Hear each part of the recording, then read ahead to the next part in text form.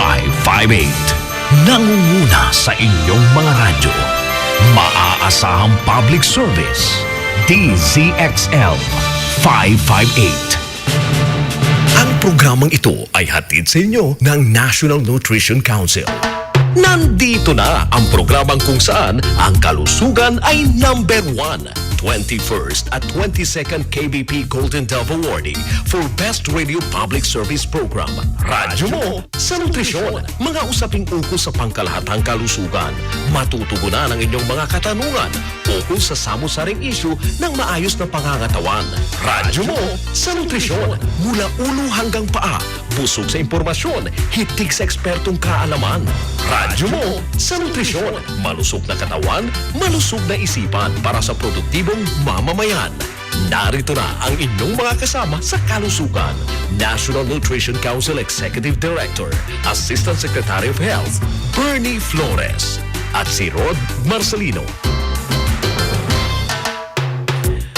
Mga kasama, bumaba po ang jobless rate sa Pilipinas noong July 2014 sa 6.7% mula sa 7.3% noong July 2013. Ito ay ayon sa Labor Force Survey ng Philippine Statistics Authority.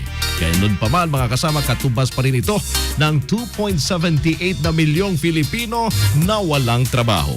Ako po si Rod Marcelino at welcome sa Radyo Mo sa Nutrisyon Year 5. Malusog na katawan, nutrisyon ang kailangan. Malusog na isipan, nutrisyon ang kasagutan. Magandang tanghali mga kaibigan at partner sa nutrisyon. Hitig na naman sa impormasyon ang episode natin ngayon ukol po sa livelihood and emergency programs ng ating pamahalaan.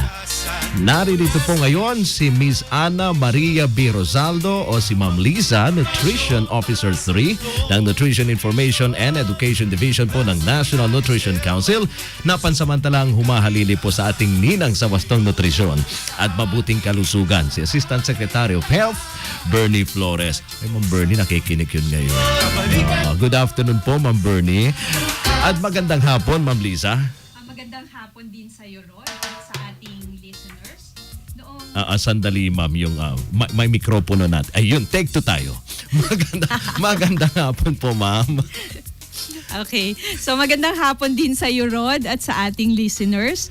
Noong Marso 2014, ipinag-utos ng ating Secretary of Labor Rosalinda Di Mapilis Baldos ang gawing mas simple at mabilis ang access ng ating mga kababayang walang trabaho sa DOLE Livelihood and Emergency Employment Programs o yung tinatawag nilang DLEP for short. Ayun, malamang ma'am, yan ang dahilan kung bakit bumaba ang bilang ng unemployed noong Hulyo. I believe so, Rod. At syempre, dahil trabaho o employment ang pag-uusapan natin, inimbitahan natin si Miss Maria Lourdes J. Gonzales, ang Chief ng Workers in the Informal Economy Development ng Bureau of Workers with Special Concerns ng Department of Labor and Employment. Good afternoon, Miss Gonzales, at welcome sa Radyo Mo sa Nutrisyon. Okay, magandang hapon po. Magandang hapon po, Ma'am Gonzales. Diretso na tayo sa ating talakayin. Importante Sige ito po. dahil trabahong pinag-uusapan natin Yes. rito. Ano po ba, Ma'am, ang DOLE Livelihood and Emergency Employment Programs o DLEP? Yung pong DLEP, Opo. ito po ay tinatawag natin na contribution ng Department of Labor and Employment no, sa kabuuan na adhikain ng pamahalaan na mabawasan man lamang no, yung level ng kahirapan sa ating bansa. Ito po ay nakatuon sa pagbibigay ng assistance o ayuda sa mga gustong magkaroon ng sarili nilang maliliit na negosyo. No? So ito yung tinatawag natin na livelihood. Okay. No? Yung literal na translation po niyan is kabuhayan. No? Kaya tinatawag po natin yung ating programa na Kabuhayan Program kapag ito ay nauukol no, sa livelihood. Kasi po itong DLEP actually is dalawang programa po ang nakapaloob dyan. No?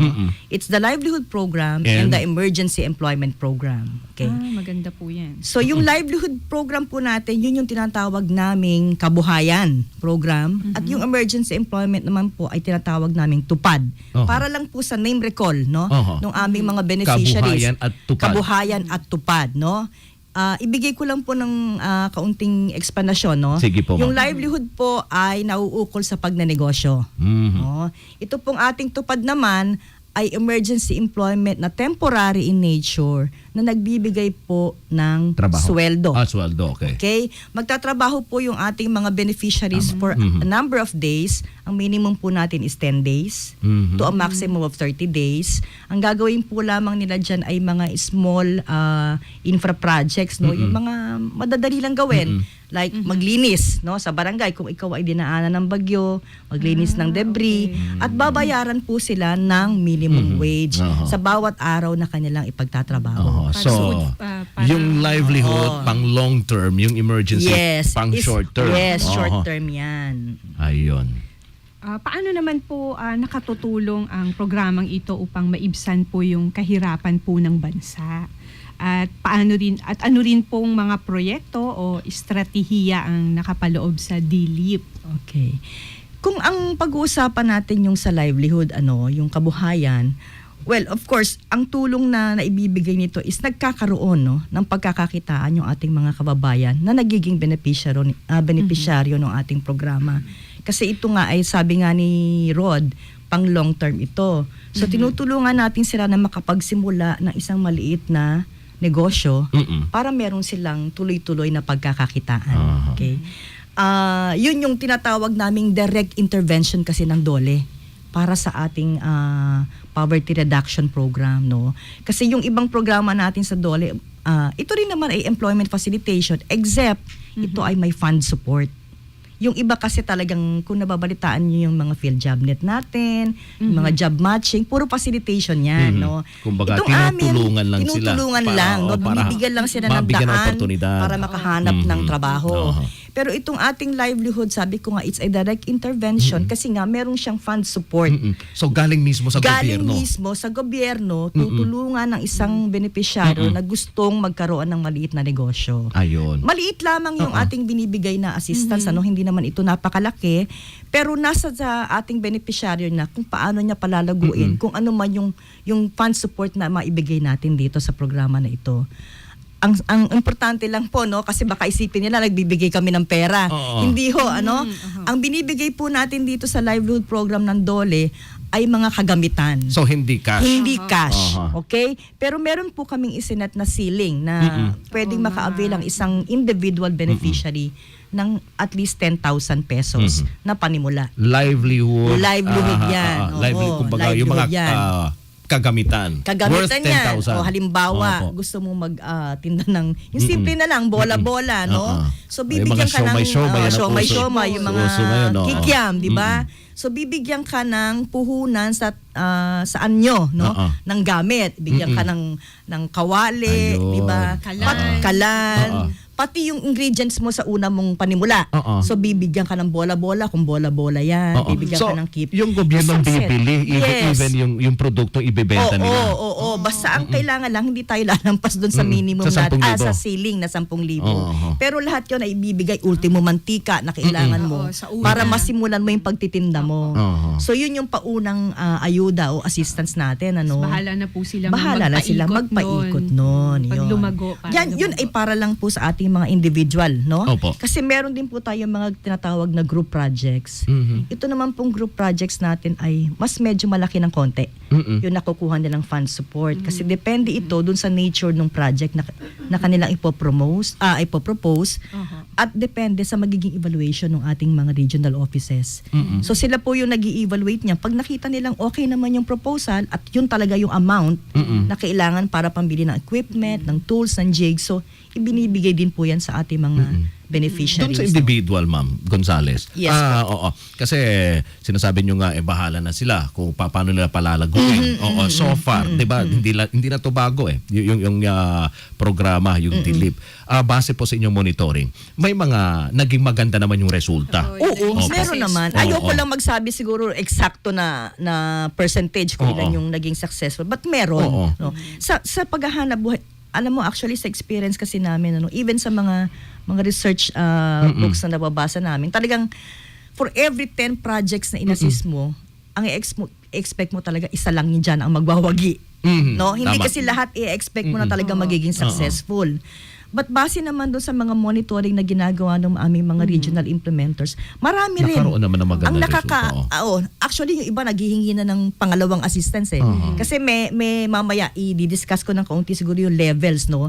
But meron na tayong mga beneficiaries na humihingi na ng pangalawang assistance. Yun yung tinatawag naming enhancement na. Oo. So isusugan ko na yon para pandagdag ang para medyo napuhunan nila. maintindihan ng ating mga listeners, no. 3 po kasi yung ating klase ng livelihood. Meron tayong tinatawag na livelihood formation. Ito yung panimula. Okay? Then we have the livelihood enhancement. Ito na yung kung gusto mong palaguin na ng kaunti yung iyong existing na maliit na negosyo. At meron din po tayong tinatawag na group projects. Ito naman po ay mga asosasyon, halimbawa ng kababaihan o asosasyon ng mga magsasaka na merong gusto ring i-propose na project at yun naman din po ay bibigyan din ng ayuda ng Department of Labor. Yun. So ma'am, bali yung assistance natin, yung mga nabibigyan din sila ng ayuda kung paano pa lalaguin yung kanilang negosyo. Kasi sabi nyo nga po kanina na out of 10, isa lang yung nagtatagumpay. Yun yung mga base sa mga pag-aaral, no? Pero mukhang okay naman so far base sa aming monitoring. Siguro mamaya banggitin ko rin sa inyo yung naging resulta nung aming results-based assessment which was conducted last 2012. Para lang at least magkaroon tayo ng idea kung gaano ba effective naman yung aming maliit na programa sa departamento. Tama, kasi sinasabi, hindi naman lahat marunong sa negosyo, di ba? Mahirap pilitin yung hindi talaga maano sa negosyo. Hindi lang yung may skill ka, hindi hahasain mo talaga. Hahasain talaga. Lalo yung mga grupo. Kasi kung individual, medyo ang hirap niya kasi isa-isa mo silang pupuntahan, ano? Pero yung mga group projects namin, yan talaga yung medyo na natitignan talaga kasi nabibisita, yung project nila talaga pinupuntahan ng mga regional people namin. You know? So gaano naman po yung karaming mga Pilipino ang natutulungan po ng DLIP? Ayan, ako medyo mahirap yan ha. Kasi sa totoo lang, napakaliit naman po ng aming programa kung tutuusin. Kasi nasa 100 million na tayo. Oo, mantakin mo yun. Diba? So sa laki nung, at yung ating poverty rate, diba, medyo mataas din. So talagang malaki ring trabaho para sa pamahalaan. Ano? But ito yung binanggit ko kanina na nung 2012, nagkaroon kami ng parang rapid assessment, no? Yung tinatawag namin results-based assessment monitoring, no? Base doon sa naging resulta, nag-deploy kami ng aming mga tao, no, sa DOLE. Nationwide ito ha, lahat ng regions yan pinuntahan. So nakapagbisita sila ng mahigit 1,000 projects, no? Actually, it's 1,096 projects yung kanilang nabisita. At ang na-interview na beneficiaries ay 2,608, no? So, kung titignan natin itong resulta ng evaluation ito, ay medyo maganda, no? Sa socio-economic effect, no? Sa kanilang pangkabuhayan talaga na aspeto, no? Yung kapasidad nila na makabili ng mga kailangan nila sa pang-araw-araw, mukhang maganda kasi 90%, no? Or 2,290 dun sa mga in-interview na beneficiaryo natin ay nagkaroon ng additional na kita, no? So additional income for them simula nung maibigay sa kanila yung assistance na pangkabuhayan na yan. So napakalaki kung titignan natin, 90% is kumbaga very good na yan, di ba? Tapos 45% sa kanila ang nagsabi na nakapag-generate din sila ng employment, nakapag-empleyo sila, no, out of the project na naitayo nila galing sa assistance ng pamahalaan. So kung titignan mo, maganda pa rin kasi 45%, mantakin mo makapag hire ka at least isang tao para dun sa iyong naitayong maliit na negosyo is napakalaking bagay kasi nakatulong ka, no? Nakakuha ka ng isang tao na pwede pang kumita ng dahil dun sa maliit na negosyo na naipundar mo, no? Marami rin sa kanila ang nagsabi na because of the projects na naitayo ay marami sila na-acquire na kaalaman at kasanayan, no, mga skills. Kasi kapag binigay natin yung assistance, talagang inaano rin natin yung pagtulong kung ano ba yung mga skills na kailangan nila para doon sa kanilang proyekto. Kasi hindi naman pwedeng basta itayo mo lang yan, no? So kailangan pa rin yung continuing na training sa kanila para tuloy-tuloy din yung pag-manage nila ng maayos ng kanilang negosyo. So about 87% of them said na talagang nung maitayo yung project na yan, nadagdagan ng kanilang kaalaman at kasanayan para nang nauukol doon sa kanilang specific project na itinayo, no? So overall, base doon sa aming resulta, 97%, no, or 2,531 ng mga na-interview na beneficiaries ay inaffirm nila Na effective. na nag-improve yung quality ng kanilang buhay. Ayun. Kumbaga nadagdagan yung kanilang kapasidad na makabili ng mga, alam mo na, yung kanilang daily needs, no? So, mga basic needs nila. naging maganda yung naidulot kahit paano ng ating maliit na programa. So nagkaroon ng magandang epekto. Yes. Dito sa mga Malaki rin po beneficiaryo. yun, ano? Ay, talaga. 97%. Opo. Binibiro nga po namin sila kasi kami hindi maka-avail nito. Kasi meron din sa departamento na gusto magnegosyo pero syempre bawal sa atin yan. Ano? Anong ahensya naman po, ma'am, ang katuwang ng DOLE sa pagpapatupad ng programa? Marami. Kasi Oo. we are always, tawag ito, working in the principle of convergence. Opo. Oo, no. So, katuwang namin dyan ang DOST, no? Science and Technology, ang DTI. May kanya-kanyang roles Kasi hindi naman pwedeng i-provide lang lahat ng department Tama. of labor, no? So, kung kailangan ng beneficiary natin ng assistance about technology, kinoconnect namin sila sa DOST. Aha. Okay, kung kailangan naman ng additional na kaalaman o training sa packaging, alam mo na, DTI. Sa DTI yan. Oo. Oo. So kung magsasaka naman yung ating mga beneficiaryo, Agriculture naman. yan. So marami, no? Even the LGUs are involved. Oo. Oo. May mga peso tayo na nakalagak sa lahat ng local government units natin, no? So sila yung mga katuwang natin. Halos lahat naman So tulong-tulong lahat ng ahensya ng Oo, gobyerno, oo. no? Kung ano yung service mo na pwede mong ibigay doon sa specific client ng DOLE, nililink namin sila doon para ma-access naman natin yung beneficiaries natin doon sa kaukulan na serbisyo na kailangan nila. Complementation. So, complementation talaga. Buong machinery actually ng gobyerno, ng pamahalaan, kung talagang meron din lang, inililink namin talaga sila doon. Ayun. Alright, mga kasama na po. Talagang interesting po yung topic natin ngayong hapon. Pero kailangan muna tayo mag-break. Saglit lang po ito. Mga kanutrisyon, pero bago pong lahat, nutrition word, a phrase of the week, which is iron. Ma'am Liza? Thank you, Rod. Mga kanutrisyon, ang iron ay napaka-importanting mineral na kinakailangan sa pagbuo ng hemoglobin para sa kalusugan ng ating red blood cells. Ang hemoglobin na tinatawag ay nagbibigay ng kulay na pula sa dugo at siyang naghahatid ng oxygen sa iba't ibang bahagi ng katawan. Kailangan ng katawan ng oxygen sa produksyon ng enerhiyang kailangan sa mga aktibidad ng katawan. Sa 3 hanggang 5 gramo ng iron sa katawan, mahigit na kalahati nito ay nasa hemoglobin lang, habang ang nalalabi ay nasa atay, sa spleen o lapay, sa bone marrow at sa muscles. Kapag kulang sa iron, maaaring magdulot ito ng anemia. Ang taong anemic ay nanghihina, madaling mapagod, nahihilo, walang ganang kumain at mahirap matulog. Ang buntis na anemic ay maaaring duguin sa panganganak at maaari itong mauwi sa kanyang pagkamatay. Upang maiwasan ang kakulangan sa iron, mainam na kumain ng mga pagkaing mayaman dito gaya ng karne, isda, manok, atay, lamang dagat, beans, sitsaro at mabeberdeng dahong gulay gaya ng malunggay at talbos ng kamote. Thank you, Ma'am Liza. At doon sa mga may tanong, mga kasama tungkol po sa ating topic ngayong hapon, abay text lang po kayo sa 0921-431-1044. Yan po ay para sa mga gumagamit po ng Smart.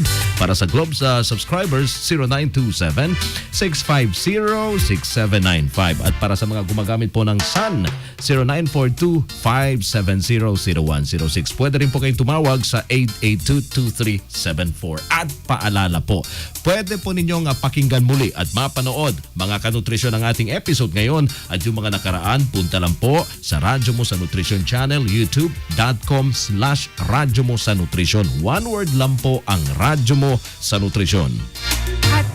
At nasa Facebook din po kami, Radyo Mo sa Nutrisyon. I-follow nyo rin po kami sa twitter.com/Radyo Nutrisyon. At i-add nyo rin kami sa inyong circle sa Google+. Samantala, dumako naman tayo mga kanutrisyon sa ating text question of the day. Ang unang 6 na makapagpapadala po ng tamang sagot ay magwawagi ng 100 pesos na cellphone load. Ma'am Liza, ano po yung tanong natin ngayong hapon para sa 100 pesos na cellphone load? So napakadali lang po ang ating text question of the day. Magbigay ng 2 programa na nakapaloob o nasasaklaw ng DOLE Livelihood and Emergency Employment Programs. Ayun, 2 lang, ma'am. 2 lang po. Okay, naku, napakadali. I-text lang po inyong sagot sa ganitong format, full name, space, address, space, at syempre ang sagot mga kasama at isend po sa 0908-579-6898. Samantala, magbabalik po ang radyo mo sa nutrisyon. Radyo mo sa nutrisyon. Bawal ang pasaway. Kumuha lang ng kanin na kayang ubusin. Bawat butil ng kanin ay mahalaga. Gutom at malnutrisyon, sama-sama nating wakasan. Isang masustansyang mensahe mula sa National Nutrition Council ng Department of Health. Huwag magutom sa panahon ng bagyo o sakuna. Mag-imbak ng pagkain at malinis na tubig. Maging handa para iwas trahedya. Gutom at malnutrisyon, sama-sama nating wakasan. Isang masustansyang mensahe mula sa National Nutrition Council ng Department of Health. Radyo mo sa nutrisyon.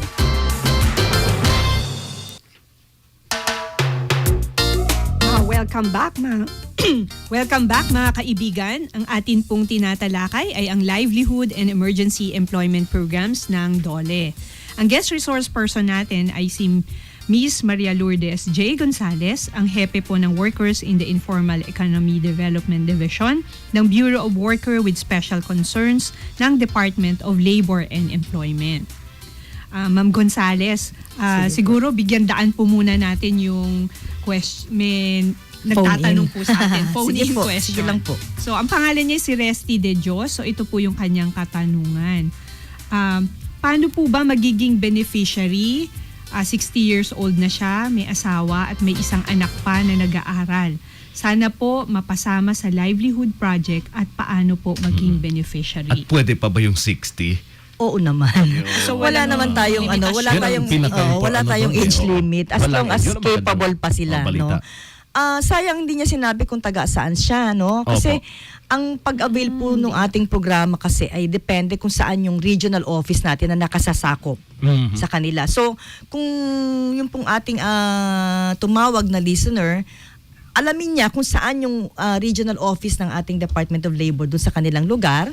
Meron din po tayong mga, kung Manila siya, no, kung NCR, meron tayong tinatawag na field offices. No? So meron tayo dyan sa Makati, meron tayo sa Pasig, depende kung saan siya nakatira. No?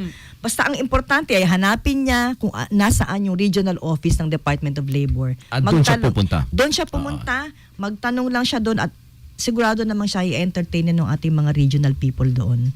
Pwede rin siya magsadya sa amin kung gusto niya sa head office mismo, no. Ang opisina po namin ay nasa 9th floor, no, ng GE Antonino Building sa Calao. Okay. So kung nakikinig kayo, Mr. Resty De Dios, so pwede pa rin po kayong mag-avail ng proyekto. Yes, ng pwede po. Ma'am, paano naman po mag-avail ng proyekto ng DLIP?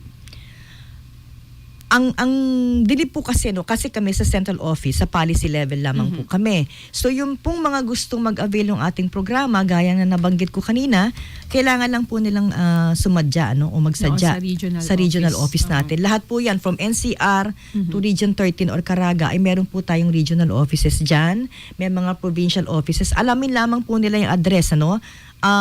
Mag-log on sila kung meron silang internet, makikita naman nila yung mga address doon ng ating mga regional offices. So www.dole.gov.ph po yung aming website at doon po nakalagay lahat ng address ng aming mga regional, provincial offices. So sadyang may mag-e-entertain Yes, sa meron kanila po, doon. meron po yan. Ano naman po yung ginagawa ng DOLE upang makasiguro na nasusustain ng mga beneficiaries ang ibinibigay na tulong? Okay, nabanggit ko na rin yan kanina, no, na hindi naman kami lang nag-iisa ang tumatrabaho dyan, ano. So we operate nga on the principle of convergence, no. So para masiguro namin na talagang masusustain yung mga proyekto, inililink namin sila dun sa mga ibang appropriate na ahensya na makapagbibigay din ng susog dun sa unang tulong na ating naibigay, no. Isa pa rin na ginagawa, medyo mahirap para sa aming regional offices kasi ilan lang naman ang tao dyan. But they try their best na ma-monitor talaga itong mga ito. Masilip man lang at sabihin na, kumusta kayo? Buhay pa ba kayo? O meron pa ba kayong kailangan na tulong sa DOLE? So nagbibigay rin kami ng continuing na technical advisory services sa kanila. No, kung meron silang problema doon sa kanilang proyekto, at yun ay nakarating sa ating mga regional people, sinasadya nila yan. Tinutulungan nila na maayos kung ano man yung naging problema. Kung kailangan nila ng tulong from DTI, ilalapit sila ng DOLE sa DTI. So, iyon yung mga sa ngayon na ginagawa natin para lang masiguro natin na magkakaroon ng sustainability yung mga proyekto na naitayo. Importante yung monitoring. Importante po talaga. Importante. Para makita kung kung effective ba o nakaroon ba ng sinasabi nyo nga ng magandang resulta yung programa sa bawat buhay ng Pilipino. Ano po ba ang kaugnayan, ma'am, ng employment o livelihood sa wastong nutrisyon na binigyan natin ito ng puwang sa programang Radyo Mo sa Nutrisyon? Importante din yan eh. Oo. Siguro, yun ay tinitig namin sa aspeto ng kakayahan. Kakayahan in the sense na kung ikaw ay merong pinagkakakitaan, no? Maliit man yan, no? Kahit pa paano magkakaroon ka ng kakayahan na mabili, no? Na yung pang-araw-araw na pangangailangan mo, unang-una dyan is pagkain, no? Ang nutrisyon naman, hindi naman kailangan mahal eh. Tama. Diba? Oo, tama. Gulay, napakalaki ng nutrisyon na naibibigay niya. So kung ikaw ay merong pinagkakakitaan, nagkakaroon ka ngayon ng kapasidad na matugunan yung mga pangangailangang pang-nutrisyon, lalo ng iyong pamilya. No, kasi mahirap kung wala kang pagkukuhanan eh.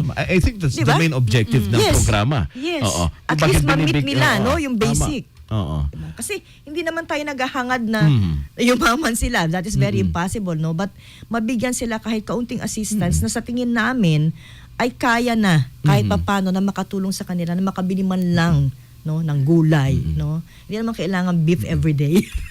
But Mabigyan ng tamang nutrisyon yung pamilya. nutrisyon yung pamilya. Yun naman ang number one na objective natin. Kasi tagni-tagni yan eh. Di ba? Hindi ka naman magbibigay kung wala ka talagang ini-aim. Ano ba yung gusto natin mangyari? Maging maayos yung kanilang pamumuhay. Yun lang naman yung bottom line. Pagkain, mabigyan ng magandang edukasyon. Una yan, yung Yes. sinasabi nyo mga nutrisyon.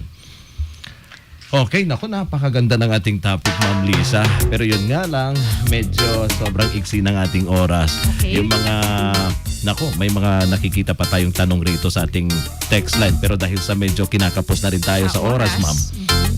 So, patuloy man ang pagbaba ng bilang ng walang trabaho, hindi magpapahinga ang pamahalaan hanggang bawat Pilipinong nangangailangan ng trabaho ay magkakaroon ng trabaho. Ang DLIP o Livelihood and Emergency Employment Programs ang kontribusyon ng Department of Labor and Employment sa agenda ng pamahalaan tungkol sa sama-samang pag-unlad ng mamamayan sa pamamagitan ng maramihang paglikha ng mga trabaho, epektibong pagbawas sa kahirapan at pagbawas sa mga panganib na maaaring kaharapin ng mga maralitang manggagawa. Ang pagkakaroon din ng sapat na pagkakakitaan ay malaki ang naiaambag upang magkaroon ng sapat na pagkain at maabot ang tamang nutrisyon ng maraming pamilyang Pilipino. Maraming salamat sa ating guest resource person, Miss Maria Lourdes J. Gonzales, ang hepe ng Workers in the Informal Economy Development Division ng Bureau of Worker with Special Concerns ng Department of Labor and Employment. Ang inyo pong parting words para sa ating mga tagapakinig, Ma'am Gonzales. Okay, una po ay maraming salamat muna sa inyo, sa inyong paanyaya na kahit paano ay maipamahagi namin no, ang aming programa sa livelihood at emergency employment. Doon po sa ating mga listeners, ulitin ko lang, kung nais ninyo pong mag-avail ng ating programa, magsadya lamang po kayo sa aming mga regional offices. Yan po ay nationwide, so madali naman pong mahanap yung aming mga opisina. So sadyain lamang po ninyo at sigurado po kami na meron naman po kayong paglalagyan dyan sa aming programa. Maraming salamat po. Maraming salamat din po, Miss Gonzales, sa oras at panahon. Salamat po. Samantala mga kasama, ito na pong 6 na winners ng TIG 100 pesos cellphone load na una pong nagbigay ng tamang sagot sa tanong abay magbigay ng 2 programa na nakapaloob o nasasaklaw po ng DOLE, Livelihood and Emergency Employment Programs. At ang mga nanalo, Ma'am Lisa at Ma'am Gonzales, yung unang winner natin of 100 pesos na cellphone load ay si Evelyn Saldano from San Antonio, Nueva Ecija. Pangalawang winner, Rosario Salcedo from Malolos, Bulacan. Pangatlong winner, si Rodel Sonio from Calibo, Aklan. Nako, layo. Visayas, ha? Ang pang-apat naman ay ito malapit lang. Si Janice Untalan from Fairview, Quezon City. Ayun.